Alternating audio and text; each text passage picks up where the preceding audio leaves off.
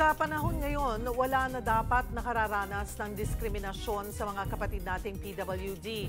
Pero may iba pa ring nakakaranas nito. Pagtitiyak naman ng legal experts, mayroon silang proteksyon. Para bigyan ng mukha ang balita, Mobile Journal, Jazz Paredes.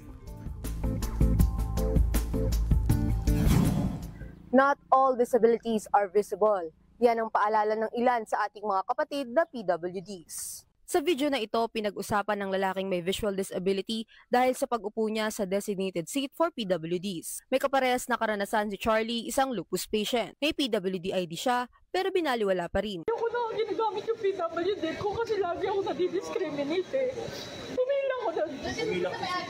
Sabi niya, close daw. Ma'am, wala lang po. Doon na po kayo sa dulo. Sabi ko, PWD ako. Lagi na lang ako nadidiscriminate. Galing ako hospital ngayon. Ayon kay Charlie, hindi niya madalas gamitin ang kanyang PWD ID para makapila sa priority lane. Pero nung panahong yon, kailangan daw sana talaga niya yung pribilehiyo. And part ng laboratory ko, may rule na kailangan ako nakapasting. Tapos wala pa akong gamot na tinitake, na kailangan ko na din talaga siya i-take.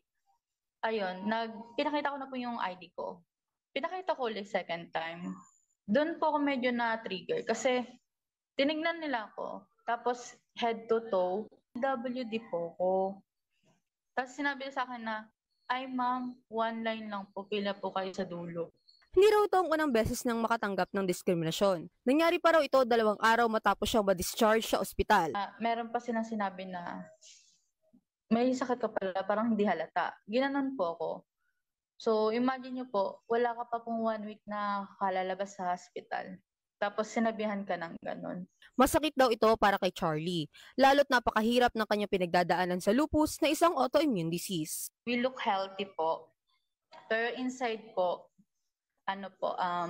yung internal organs po namin sira na. Yung takot sa akin na anytime, pwede na din ako mawala. Humingi naman na raw ng tawad sa kanya ang mga establishmentong kanyang nabanggit. Ngunit aminado siyang na-trauma na. Sabi naman ng isang abogado, proteksyon ng mga tulad ni Charlie ang Magna Carta for Disabled Persons o RA 7277. Sa pangunahing instance na nagkaroon ng violation is up to 100,000 na fine and 2 taon na pagkakakulong. Ito ay tumataas sa 200,000 pesos na fine at hanggang 6 na taong pagkakakulong kung ikaw ay sa mga sumunod pa na violation ng batas.